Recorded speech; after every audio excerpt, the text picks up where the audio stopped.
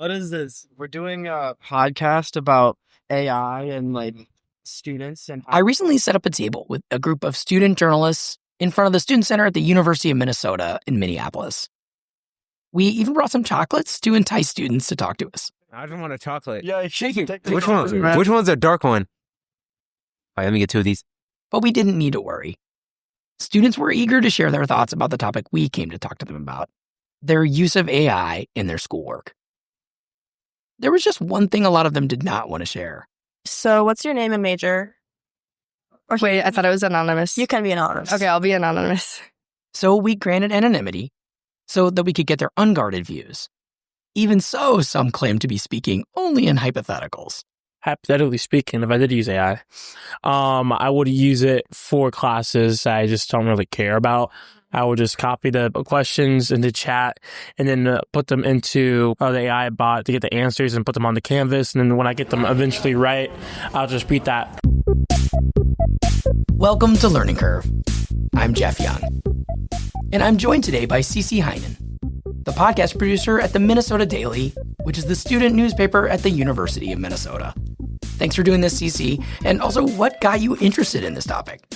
Yeah, thank you so much for having me. I think what got me interested in this topic was just being a student right now and having to deal with AI in my own right, and then having to deal with it in my job at the Daily and in my schoolwork and just kind of every aspect of my life. I've also been wondering what other students who are unlike me are, how they're dealing with this, how they're coping with it, and what they think about it. So we set up a table in this central spot on campus and brought out some microphones and put up a sign. It said, "We want to know how you use AI."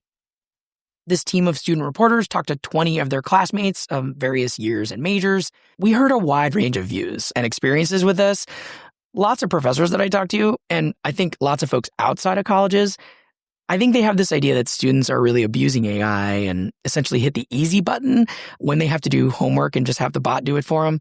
This really came through in this article that ran in New York Magazine this summer. It went viral. You might have seen it. The headline was, "Everyone is cheating their way through college." And it just had anecdote after anecdote of people just doing nothing as far as learning. And it's true, some students that we talked to at the University of Minnesota, they are cheating with AI, I think they would admit. But we also heard from lots of students who are kind of doing the opposite, figuring out how to harness AI to study better. So they learned more than if they did not have the tools. I use it to study. The Google Gemini has a guided learning thing where you can just give it whatever material you're working on and it'll ask you questions that lead you to the answer. I think people using it to straight up just do their assignments are wasting AI. I think it's like more of a tool than a get out of work free card, you know? The way I use AI in my schoolwork is I use the Google Notebook, and if I have a reading due, I will put the reading into the AI generator, and then it will create like a podcast out of it, so then I don't have to read a really dense reading. Let's say I had a statistics class, okay?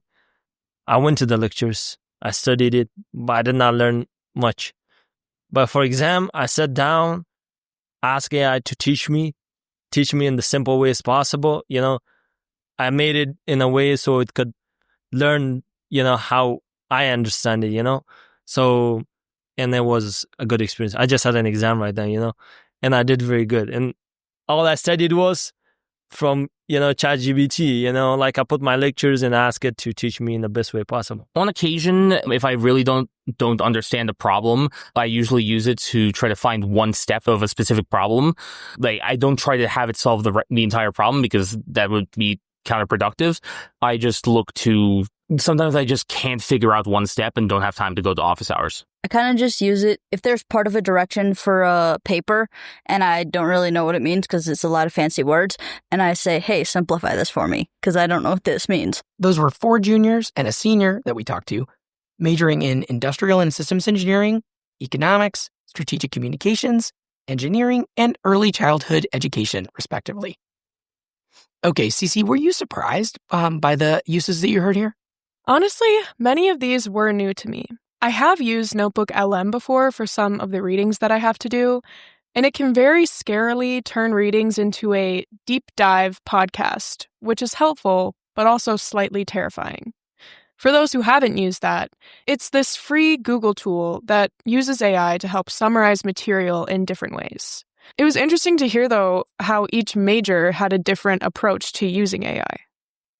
For some of the students we talked to, AI was helping to push them past something they were really stuck on, especially when what the professor provided just wasn't working for them.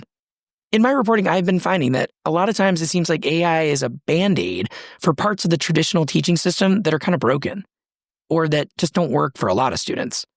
You'd think that many professors would want their students to use AI this way. Yeah, I mean, these seem like a good thing. But even some of the students we talked to who had found productive uses of AI also admitted to pressing that easy button in other cases, depending on the class or the assignment. It seemed to depend on whether the student perceived the class as valuable. I don't know. There's just some classes that just seem a little pointless to me. So I do use AI for that. But I will be using AI for classes that don't matter for my major, because why am I taking a theology class when I'm working in sports? It makes things go by faster sometimes. It's something like that I don't necessarily need to do. Like, it's not going to help me like study, but I need to get it done. Yeah, like a little 5-point easy thing. Get out the way so I can read, so I can do the things that do matter. Those were 3 sophomores. The second one is the same student we heard from at the start of the episode. He's majoring in sports management. It's clear that students are using AI in a variety of innovative and maybe some questionable ways. Throughout all the interviews with students, fear was the common thread. Fear of being caught, fear of not learning, and fear of AI's growth, etc. One of those fears is the effect of AI on the jobs that college students are hoping to graduate into when they finish school.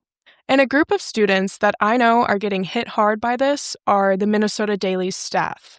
And it's not just a question of jobs, but a question of whether AI will take over mass communications or whether the human voice continues to be valued by readers.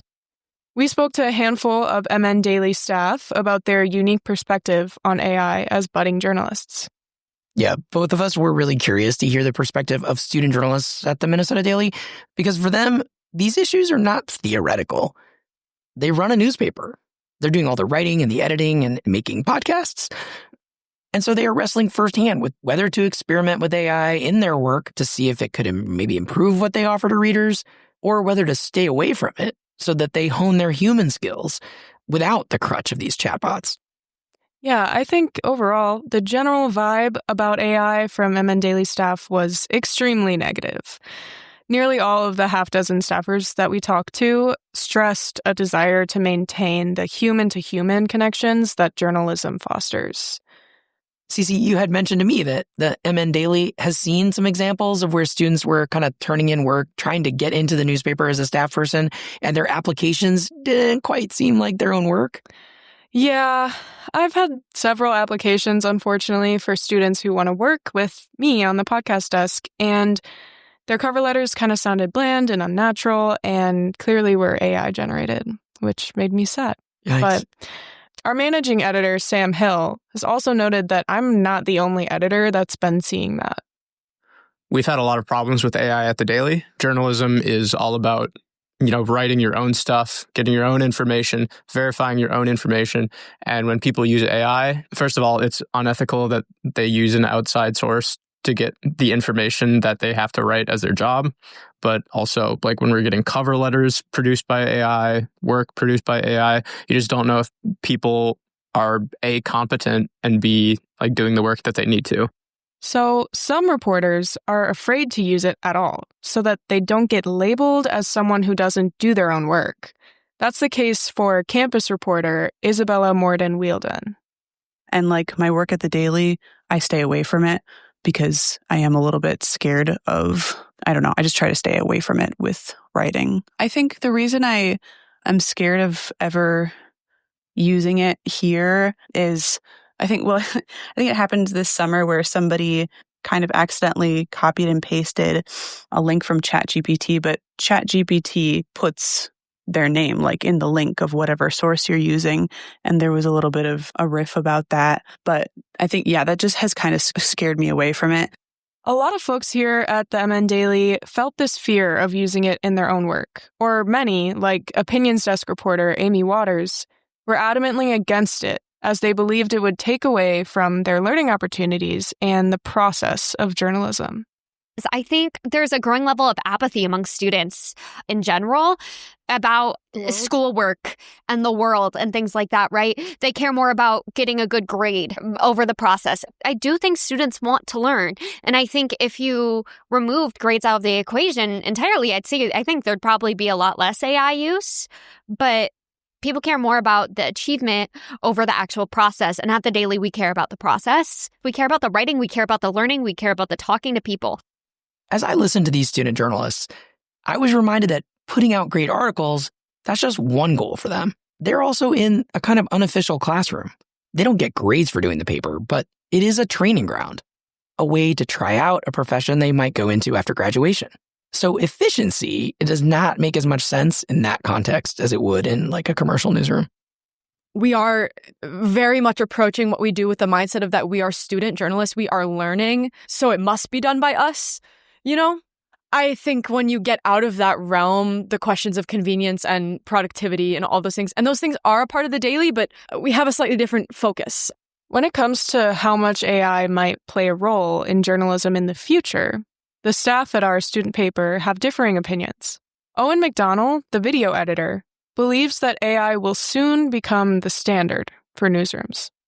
I think that within a year, it is going to completely replace people who are writing briefs and breaking news. You're just going to plug it in and it will write it right away.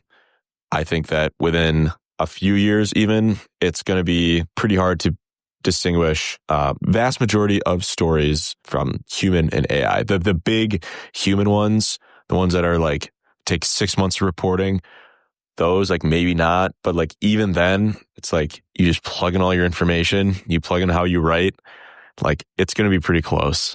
Most of the Daily staff seem pretty optimistic about their future careers though, with many of them talking about how AI is not really going to replace the human touch of journalism. Grace Praxmar, the copy desk chief, is one of many journalist undergrads who still believe there is hope for the journalism market. Tell people not to be too concerned about it because I don't really see how AI could replace journalists. It's a very unique job and it requires a lot of face-to-face interactions, interpersonal connections, and, you know, having that unique voice. And I don't think AI is capable of doing those things as well as humans could. But time and time again, the conversation with these student journalists returned to their almost visceral feelings about AI. I hate it. I do. Like, I'm sorry. People are no longer thinking critically because they're outsourcing their thinking to whatever. I'm not going to talk about that specifically, but I don't like AI. I think it's weird and it scares me. And it all goes back to the human aspect of it. Like, journalism was created as a public service for people by other people. It's not okay to me. Like, if you like want to be a newsroom that is supposedly publishing for people and you're not going to have people do that work, like it just does not make any sense to me. It's very contradictory to like the core tenets of journalism. Student journalists are grappling with the unknowable future of AI. I will say, I do not think that AI will ever be able to make a podcast like this, where you have to convince sources to share their thoughts and their feelings. So at least that's reassuring. Yeah, I definitely have to believe that's right. We did learn from our reporting that many students are feeling anxious about how AI is changing the job market, though. Are you worried about your first job possibly being jeopardized by AI? Definitely somewhat. I hope that it won't be. I'm looking to major in psychology. I just worry about entry-level jobs, especially in the white-collar business and other jobs. AI can just take. Would my degree be less valuable now than when I went into it 2 years ago? That was a sophomore majoring in political science, but not all the students that we talked to were worried. Some looked forward to using AI in their jobs, like Yusuf Yusser, an engineering major. In industrial engineering, we're responsible for improving and innovating businesses. So I could see in the future, I could just give an AI all the info that I have and tell it what's the most efficient way for this business to spend their money. From there, with my college education, I could see if that's a valid answer and use that. It would be a tool. Or they felt their career wouldn't really be impacted either way by AI, like that sports management major we keep coming back to. Are you worried about your first job being jeopardized by AI? No, because it's not. And I know it because I already have the job. And I'm working it right now. And we do not use AI at all. After the break, we ask students how their professors are reacting to AI. Stay with us. Hey, everybody. I wanted to tell you about another podcast that I think you'll enjoy. College Matters from the Chronicle. College Matters is a weekly show from the Chronicle of Higher Education, and it's a great resource for news and analysis about colleges and universities. The host, Jack Stripling, is my former colleague at the Chronicle, who has covered and investigated higher ed for 2 decades. Jack really knows his stuff, and I think you'll get a kick out of his conversations with reporters and newsmakers. So check out College Matters on Apple Podcasts, Spotify, or wherever you get your podcasts. Now back to the episode. Another layer of this whole AI story and how it relates to students is how university faculty are approaching AI. Syllabi in every university course now include a subsection specifically related to AI use. Every instructor is allowed to set their own rules and regulations about whether and how students can use AI in assignments, leaving students facing a confusing landscape, where the rules can vary from class to class. Many students we talked to said their professors have gone down the route of banning AI from their courses. Most professors have a policy against AI use, especially in essays and stuff. Hence why last semester, one of my professors moved all exams to Blue Book. My professors on the technology side are very adamantly against using it, especially when we are still learning some of the basics, just because if you are kind of using AI to substitute learning the basics, they believe once you advance in your sections or your classes, you really haven't learned much if you're substituting those basic processes with AI. And when AI can't help you, then you've got no sort of background or footing to propel yourself forward on. I definitely think they're anti-AI more so. They're not very lenient on it, and they're like, we're going to check all of your grades and make sure that nothing is being used. Limiting it is going to be more challenging. So I think kind of finding a way to be able to use it while also making sure it's not only what students are using. The reality is that professors can't really tell when students are using AI or not. At least not for sure. There are AI detectors that promise to help, but these have been proven pretty unreliable. Or even worse, they're often falsely accusing honest students of using AI, especially when that student's native language is not English. The University of Minnesota's teaching support website actually outlines a lot of these problems with these detectors for AI, and it has a statement that says, quote, "The use of AI detection tools is not recommended." And it seems like many of the students that we talked to realize that professors could never definitively tell, such as an anonymous second-year computer science major that we talked to. I feel like they kind of give you like the whole spiel like at the start of class, like, oh, we can tell, but they never tell. I don't think nobody could tell something's AI. Even like turn it in, like if you look at it when you get flat AI, it's like, I don't really see it. It looks like natural language at this point, especially if you're smart and you don't just like directly copy and paste it. Like there's no telling really. This is interesting because we had a physics grad student who is a TA come up to the table for an interview to talk about her experience grading lab reports. Physics TAs can't tell when you use AI to write your lab reports. Mainly it's because you're putting in a lot of stuff that we didn't ask you to put in. We can tell it's like at a higher level. We've set up the lab report so that you know how to do it. I might see for every assignment, but it's they have 4 lab reports to do a semester. So I might see like one person every time we have to do a lab report submit something that has like AI in it. But these students that TA was grading, I gotta say, they seem particularly clumsy in their AI use, or kind of showing they don't understand what's being asked. So I kind of guess that plenty of students that are hitting the easy button, they do accidentally give themselves away with how little they understand the material. I will say every professor I've had has known or feels like they know. And I've met many classmates who've been caught for AI use in a paper or assignment, and they had to go through the university's academic dishonesty program. And that's another thing. The university is sending really contradictory signals about AI. Political science major Will said he was confused by the university's recent deal with Google Gemini. which the university now provides to all students for free, and what message that promotes. They had a agreement with Gemini, so students would get Gemini with their student fees. But I mean, there's like cases of where there's a PhD student last year who was accused of using AI during his research. I'm pretty sure there's countless other examples of students taken to honor code violations for AI use. And so the university just needs to put some real clear guidelines. And there's a task force right now from the university on AI use. But I think because of how rapidly this is growing, we need some real policy results now. The case of this PhD student, it was covered in the Daily. Haishan Yang, a third-year PhD student at the U of M, he was expelled in January because of accusations that he used generative AI in his work. Yang sued the university and filed a complaint with the Minnesota Department of Human Rights, as he claimed he was wrongfully accused and faced discriminatory treatment based on his national origin. His writing was flagged for AI use, but he said that as a non-native English speaker, AI detectors can often flag his style of writing. We had multiple students cite this very case as a reason that they fear AI. They don't want to be expelled. Cece, you reached out to the administrators at the U to try to get their official position. What did you hear?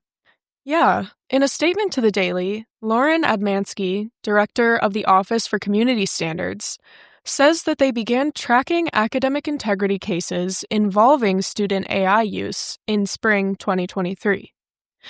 They've since found that cases involving AI have jumped from 26% to 39.4% from 2023 to 2025. She said that the U of M will continue to empower instructors to define their own parameters for generative AI use in their courses, and that there is a course offered by the university that covers AI basics, ethical use, and responsible engagement with AI while learning, if students so please to take that course.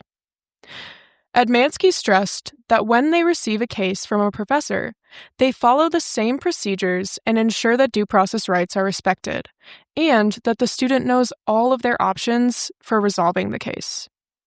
They take evidence seriously, and they have high standards for what constitutes an academic violation. I have been talking to college leaders around the country, and sending mixed signals about AI, that's pretty typical.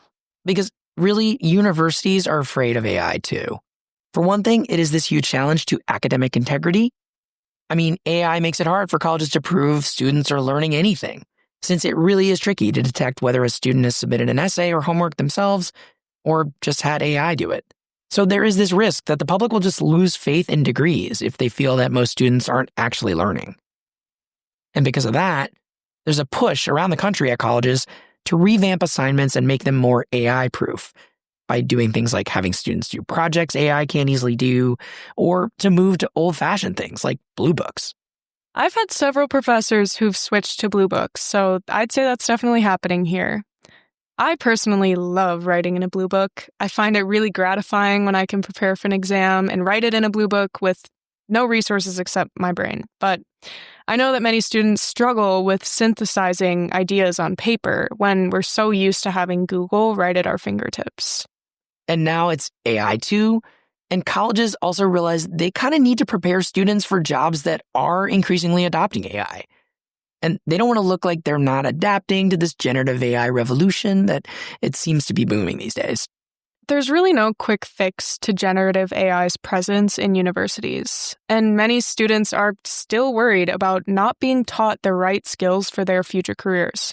Third-year biomedical engineering and genetics cell biology and development major Sam Thibodeau thinks that allowing each professor to develop their own AI policies is counterproductive, and students just need one clear policy to go by. I don't think that the U is doing a good job at preparing students for using it because there's not necessarily the most clear policy, and it differs for every class on how to use it.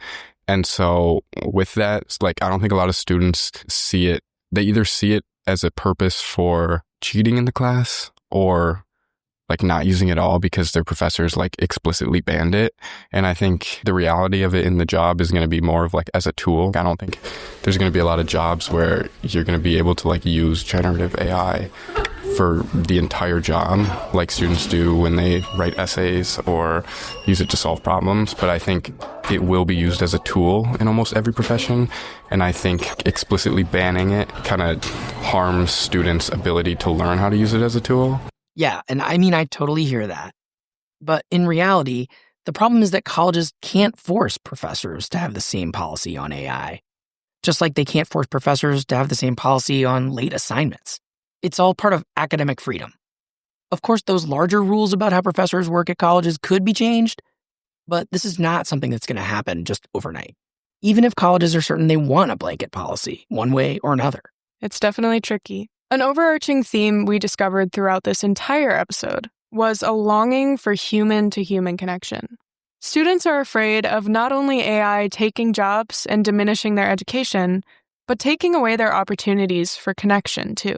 Just all of it in general, it just makes me sad. Like, humans are desiring ways to live less humanely, creating things, writing things, solving problems, thinking about how they want to structure an essay, making a grocery list. All of these things that are just parts of living are now being outsourced to a little robot. It makes me very sad. Humans are trying to escape the human life we live, it feels like, and that actually, like, I hate it. The future is uncertain, and young professionals and college students are the biggest group of people grappling with that reality. I hope that human connection wins out over a desire for further productivity and ease. Because learning, failing, struggling, finding new things, and meeting new people are all quintessentially human, and in my opinion, are the reason we live life. We wanted to get all these points out there, but we want to take a few minutes now to kind of debrief a bit. Yeah, let's go off script here. Jeff, tell me what you learned in this process.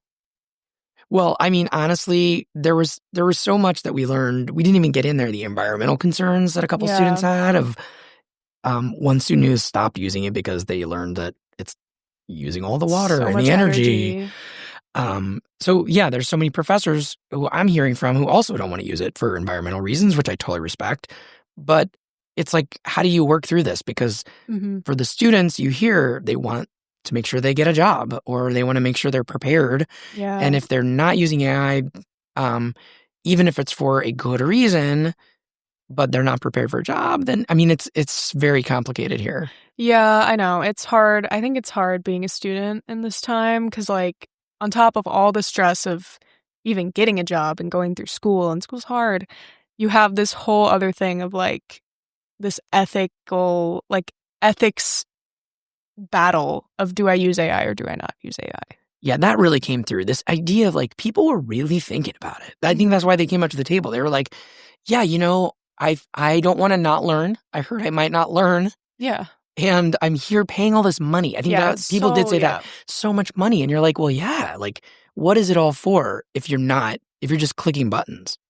Yeah, for sure. And if you have that threat too of, like, this getting caught and being expelled. Like, it's crazy. You could literally be expelled for just suspicion. Yeah, I don't know. It's just a scary time. You know, I was really struck by how hard it is for these students to wrestle through it, even if they were totally honest in everything they were doing with AI. And in fact, being scared to even try the tools that might help them because they just don't want to even risk it.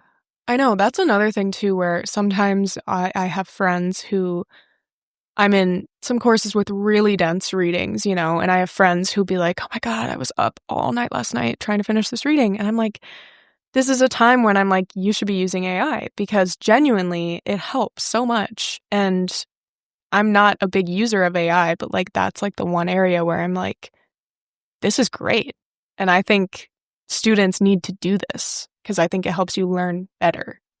And that's just always with these things. It's like, what is it in comparison to? It's like the student who wasn't going to do anything. Is it better to listen to a Notebook LM podcast and have it summarize a dense reading that might have skipped over some things or kind of cliff noted a little bit? Or is that better than nothing to at least have a discussion in class where the students have some grounding of what's happening? Yeah. Because I definitely hear from professors before AI that it's like the students just don't do any reading. And then how do you have a discussion in class? Yeah. Or Or are we just then settling for the Cliff Notes version? Mhm. And is that a bit of a, I can definitely hear other professors being like, no, don't. You need to read it. Right. And I totally get that too. I mean, I would rather have a world where we all do read all the I text. know. So it is tricky. I also was really struck, and we didn't really get it in here, by the COVID effect and how, Yeah. and really like even before AI, you were noting, Cece, that like students like aren't necessarily practiced in talking to each other or feeling comfortable not at all. in social settings. And now we have this. Yeah, I mean, like we've actually done that. Reminds me of a story that Amy Waters actually just did about loneliness. And I think like COVID, AI, those two factors specifically kind of like came together at the worst time and made it so that like my age of Gen Z, like college students, don't have like social, not like social skills, but it's just so much harder for people to make friends, and it's so much harder for people to make true connections because everything's on our phones, and we were so isolated for so long at such a young age that it just like has such a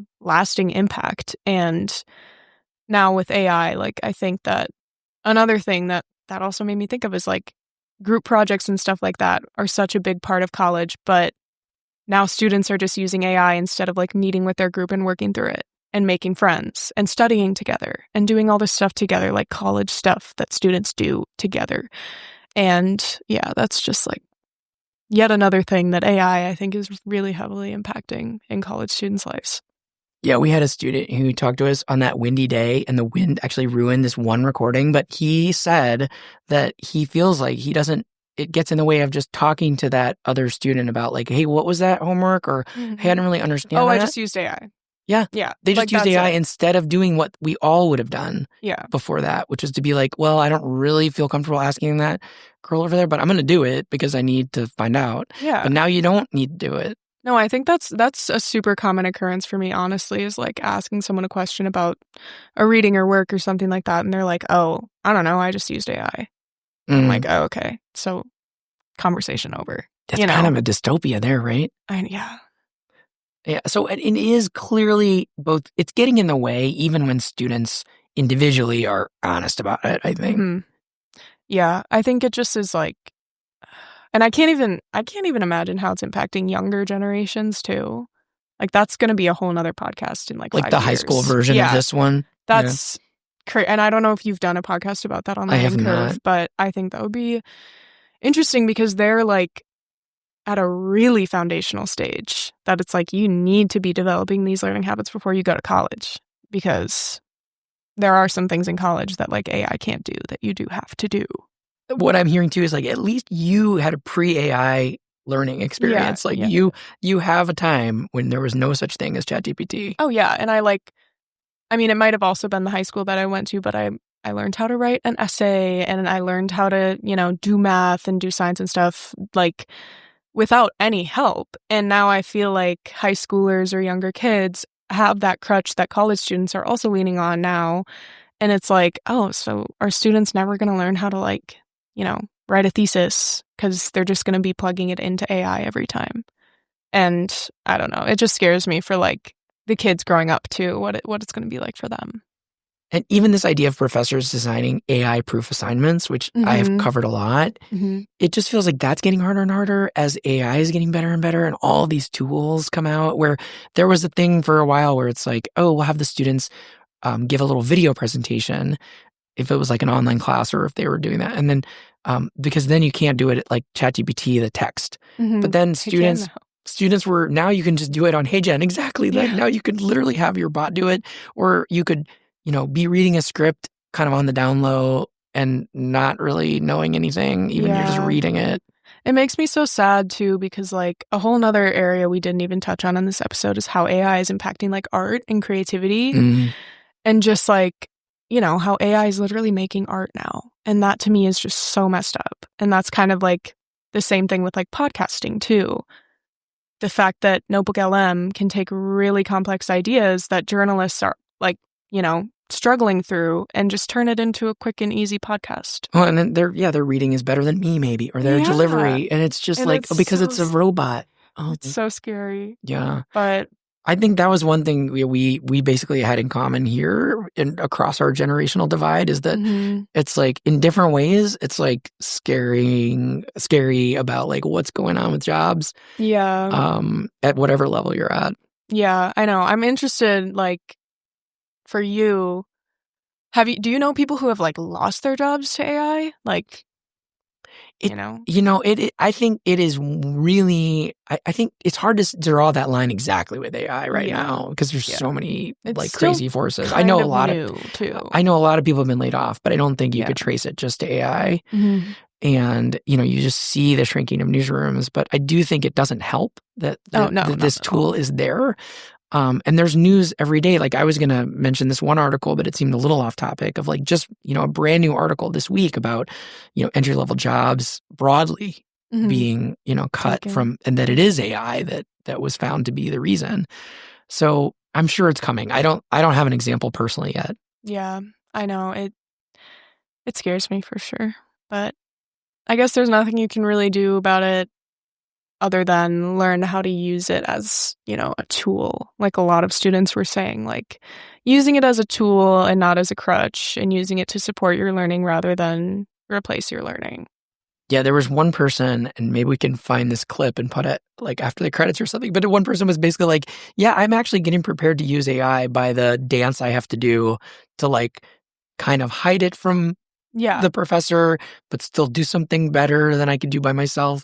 And I'm like, oh, that's kind of weird because maybe there's some, world in which like people definitely want to be able to show they are worth hiring. Yeah. So even in a job, maybe it's not the same as being at college, but I mean, nobody wants to be known as the person who doesn't really do their own work. Yeah, no. I mean, I don't think anyone wants people like it makes you feel so guilty. And that's another thing is like, I don't know if we put those clips even in there of students being like, yeah, even when I use it productively, I feel guilty because it's still like, it's so new and we've never had something like this before. And so like students our age or my age are used to having to do things on their own. And now they have this like extra thing that like, do you feel guilty using it? Do you not? Like, yeah, we had a student say they felt guilty for basically using it as a study tool that I think any professor would have been like, yeah, learn my content better. Like, I know I don't know. There's no easy through line to like draw between all of this. It's so complicated. Yeah. And I do, I guess we wish we had some better like North Star to take us out on. But I think that came back to me as the theme of this like kind of fear and just uncertainty about like, wait. And I think that just wasn't there a couple of years ago. And this is like a new layer of a mess on top of everything. Yeah. Yeah.